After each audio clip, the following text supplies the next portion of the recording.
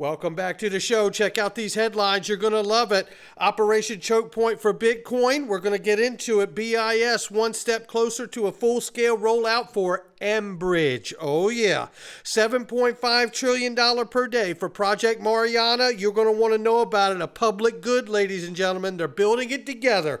And Ripple making massive moves, ladies and gentlemen, hiring a former White House official to head up their government policy for the United States. Somebody roll that beautiful intro.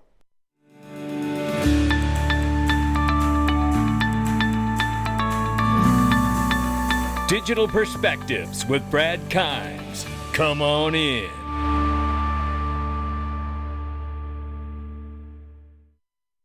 Welcome back to the show. We got a lot to go over, and we're going to try to do it nice and quick today. $1.1 trillion market cap for crypto. The market is off by 0.6%. Good morning, everyone. 26,400 plus for Bitcoin. $1,622 and change for Ethereum, and Tether market cap 83.1 billion plus. XRP at 50 cents at the number 5 spot. Off by 0.9 on the 24-hour and 7-day. If you have not done it, go sign up and get started. That's all you need to do. I used to think that Link 2 was just for the ultra wealthy, but it's not anymore. Just go sign up. Click the link underneath the video. Go sign up and get started today. You're going to love it. Take a look at this, ladies and gentlemen. 3 things that could cause Ripple XRP to explode this year. One is Judge Torres denying the SEC appeal, says this gentleman here. And then the other would be a flat out settlement. And the other point was U.S. institutions integrating on-demand liquidity, which is the use of XRP. That's the one I'm interested in right there. I don't know when the case may settle or go the distance to Supreme Court. I personally lean into the idea that it may go to the Supreme Court because I believe the role of XRP in the new financial system is absolutely that important. However, a settlement between Ripple and SEC cannot be ruled out, and we know that the denying of the interlocutory appeal for the SEC, if that should happen, we're waiting on that decision currently from Judge Annalisa Torres. If that were to happen, some people speculate a surge in price on that news alone. I'm focused on utility, which would be U.S. institutions integrating on-demand liquidity and a ramping up of on-demand liquidity in the current areas it's being used today. So we'll keep an eye on that. Meanwhile, we got to look at this. Shout out to Michael Branch for this. Give him a follow. Crypto exchange Coinbase has registered with Central Bank of Spain to provide exchange and custody services in the country. That announced Monday. So that's good stuff there. Whenever you see banks tying into the exchanges, I love seeing it. But here is more trouble pointing and raising its head here in the United States. Could we be seeing alarm bells for crypto? Apparently, there is a leak here from Forbes saying that Joe Biden could be about to issue a game-changing executive order and trigger Bitcoin price chaos. Now, I have said that I was going to get some exposure to Bitcoin because of the ETF, spot ETF for Bitcoin that so many large institutions have applied for. If they get approved, I'm waiting. If they get approved, I'm making the purchase. If they don't, I might be hanging out because this news suggests that there could be something coming that we're not aware of. I'll just get down to it here. And basically, it is suggesting in this article here from, let me find the gentleman's name here.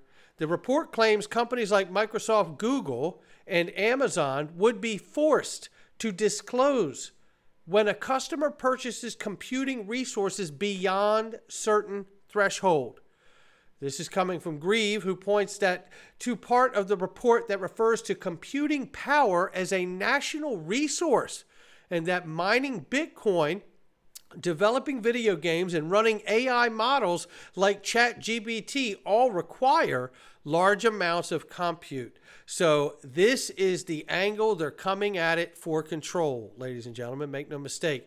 It says if we start viewing compute capacity in a similar way and reporting on who is using how much of it, expect similar political and media pressure to be targeted at cloud service providers that service large crypto industry players. Grieve added, calling it Operation Choke Point but for computing power.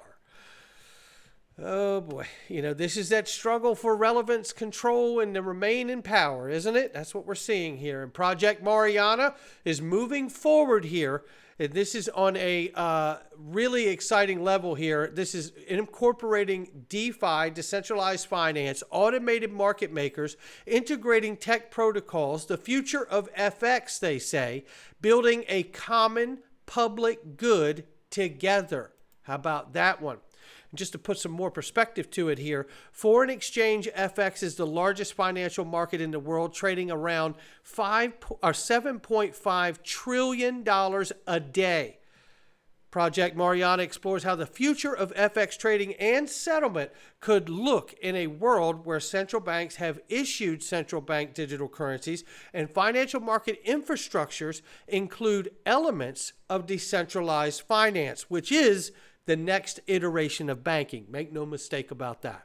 The Mariana proof of concept demonstrates technical feasibility of so-called automated market makers for cross-border trading and settlement of hypothetical Swiss franc, euro, and Singapore dollars wholesale CBDCs. It borrows ideas and concepts from DeFi and leverages a public blockchain to design and test a transnational FX interbank market using wholesale CBDCs. This collaboration includes the BIS Innovation Hub, the Bank of France, Monetary Authority of Singapore, the Swiss Bank, and the project is purely experimental at this point, does not indicate that any of the involved central banks intend to issue CBDCs or endorse. There's your disclaimer, right? Of course they're going to do it. What are they doing all of this for, right? Of course they are. We don't know if XRP is involved, but when I hear language like automated market makers in cross-border trading and settlement, I have to wonder. Do not forget, James Wallace from Ripple told us that XRP Ledger and XRP is absolutely one of the models being tested for mBridge. So we do have that. Then there's this. Citibank. Every bank's going to have a token. Citibank recognizes that their clients do not want a bank coin or a bank token. They want cross-border liquidity. Isn't that interesting? Take a listen. For Citi token services for cash and for trade. So now what we can do is we can move tokenized deposits around Citi's corridors. Right now it's just US and Singapore with aspirations of adding another 3 to 5 in the next near term. Well, it's great that we have this internal token, but our clients don't want a Citi token or another bank token. What they want is cross-bank, cross-border liquidity. So it's key that now that we have the infrastructure of the platform built internally, we work with regulated liability network and other parts of business about how do we solve these difficult issues as an industry. And there's still a lot of questions out there, but this FMI that RLN aspires to be is extremely positive because I'll tell you what else is positive too. The more I hear RLNs or regulated liability network or networks, I start thinking, is this somehow wrapped up into Ripple's technology and or the use of the central bank ledger that they have? I really am starting to wonder about that as a question. We will see. Time will tell. But here we see a massive step forward. R3, congratulations to R3 customer SDX Global on signing the 6th banking member of its Central Securities Depository. This will allow bonds listed on foreign trading platforms to be tokenized and traded on SDX. I say, watch out. Tokenized bonds are coming quicker than we think. It's just the backbone of the monetary system. That's all. That's all it is, right? This is enormous. When you start to see the tokenization of the backbone of the monetary system, the BIS rolling out a MVM, which is a minimal version, or I may be messing up the acronym, but a minimal version of the mBridge platform, and the tokenization of bonds here collectively, all these things are pointing to me that we are absolutely moving to this new financial system faster than we think. Faster than we think. This here, Mr. Man shouts out, or give him a follow, shout out to him. XRP, one day it will explode with utility and there will be no coming back. And you know what? I happen to notice Mr. Dark Defender, technical analyst here, says, and we are so very close. Boy, I tell you, I get chills just hearing it, just reading it again. But in this statement here, RTSG Global CTO said, we use a coin token, could even be XRP. Red Compass Labs states that RTGS Global is powered by Microsoft Azure. Here's the kicker. Microsoft Azure is powered by Ripple. You can make the connections right here, ladies and gentlemen. You see it. RTGS Global uses coin token, could even be XRP, uses DLT, right? Then here, a global near real-time payment network that allow us to lock the liquidity required to settle transactions, all powered by Microsoft Azure technology. And then built on Ripple. This is it right here. Gray believes that platform Azure is providing tremendous value. You see the ties. Well, and who is a part of this RTGS Global? Marcus Treacher, who used to work at Ripple. Liquidity.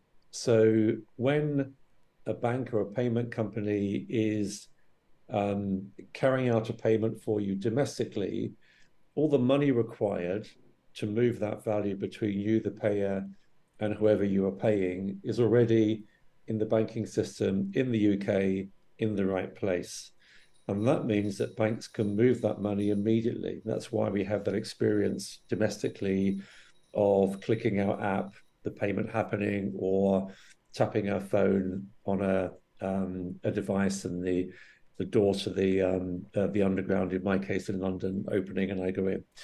When you go and try that cross-border, you get the extra challenge of actually placing that money in the right account, in the right currency, in time for that payment to happen, for the payment to move from the person paying, let's say in the UK in pounds, to the person receiving, for example, in Brazilian reals.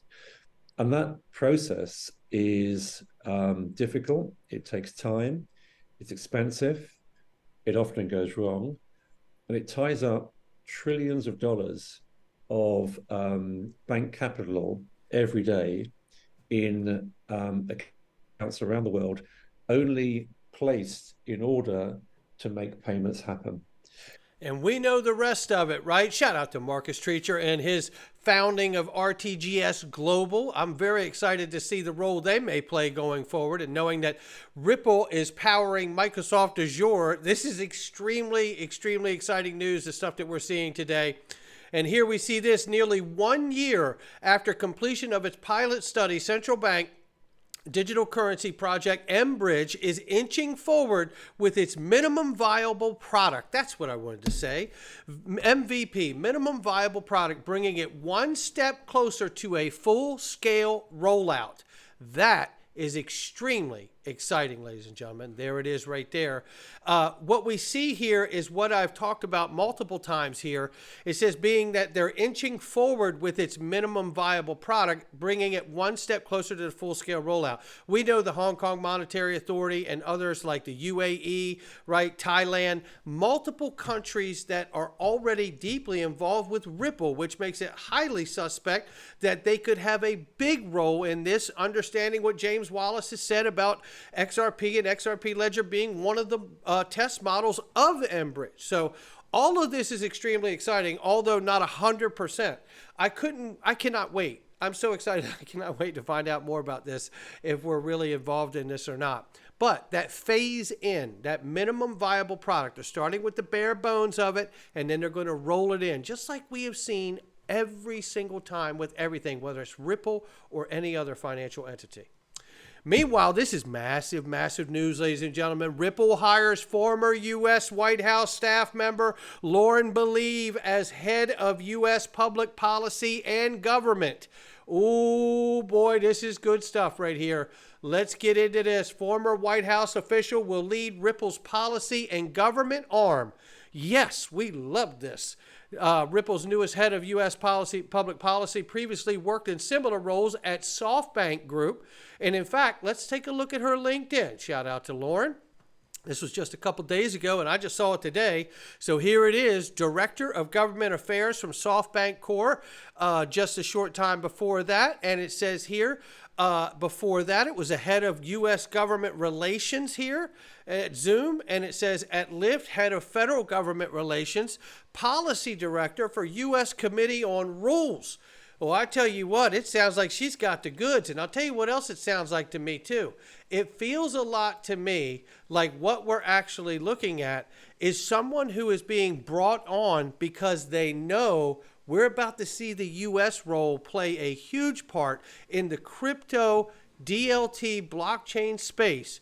And I believe because Ripple has done it the right way, the long way, without cutting corners, that this is going to prove to be one incredible acquisition. And I'm not talking about a company. I'm talking about personnel. It's Lauren Believe. Shout out to her and congratulations for joining the Ripple team. I cannot wait to see. This looks like somebody who is not only going to represent Ripple's interest for public policy moving forward, but it also seems like it makes, or at least makes me think of all the Treasury officials that have come from the U.S. Treasury to spend time or still be on the board at Ripple as well.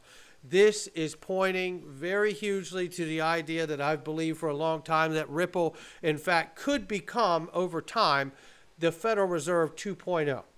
Don't believe it. I think it's still true. You don't have to. And here we see, this is a quick clip from Christine Lagarde at her time at the IMF. And I just wanted to leave out on this. Listen to what she says at the end of this when she talks about banks being cannibalized that don't really get with the game and understand where we're going. Listen. Certainly see potential for CBDC. Digital currency is what I'm referring to. I tell you what we are seeing, and it changes so fast in a matter of 1 year. You know, the crypto assets at large have lost about 85% of their value in a matter of 1 year. What we are seeing at the moment is what Carlos was referring to, which is, you know, development into new technologies that will actually change the way in which intermediation is conducted, eliminate some of the barriers, including the unconscious biases that exists out there.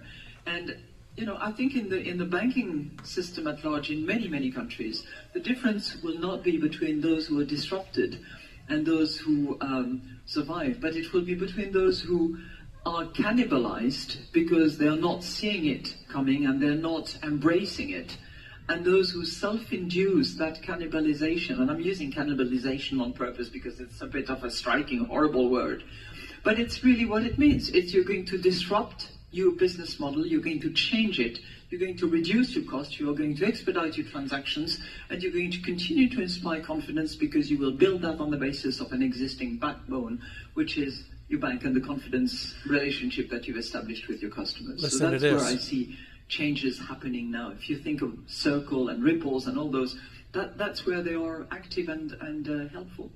They sure are. And they just brought on a former White House official to help with the U.S. policy in the melees on crypto clarity. Come on in.